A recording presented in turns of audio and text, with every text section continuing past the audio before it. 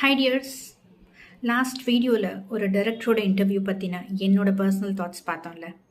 இந்த வீடியோவில் psychological perspective, pros and cons. Merits first. ஒரு பொண்ணு பையனை விட எல்டராக இருந்தால் ஆப்வியஸ்லி அந்த பாண்டிங் ரொம்பவே நர்ச்சரிங்காக இருக்கும்.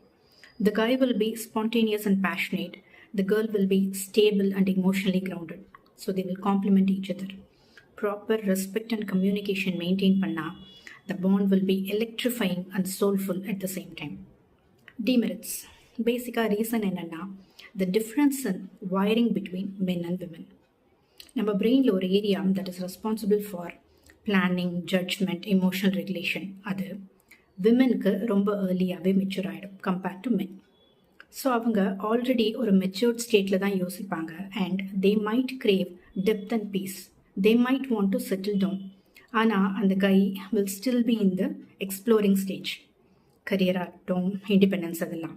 ஸோ அந்த தாட் ப்ராசஸ் டிஃப்ரென்ஸே அவங்களுக்குள்ள நிறைய கான்ஃப்ளிக்ஸை க்ரியேட் பண்ணலாம். ஒரு ப்ராப்ளம் சால்விங்கில், டெசிஷன் மேக்கிங் டைம்ஸில், அந்த மாதிரி.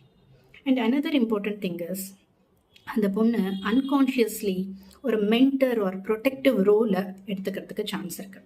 So that will create a romantic imbalance. Healthy relationships thrive on equality. So பையன் பொண்ணை விட கொஞ்சம் எல்டராக இருந்தால் தான் அந்த பேலன்ஸை கொஞ்சம் அச்சீவ் பண்ண முடியும்.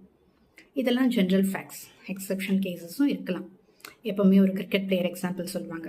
அப்படி பார்த்தா நான் கூட ஒரு ஆக்டர் எக்ஸாம்பிளுக்கு சொல்லலாம், ஒர்க் அவுட் ஆகலை அப்படின்னு. ஸோ ஜென்ரலைஸ் பண்ணிட முடியாது. Weigh the pros and cons and decide for yourself.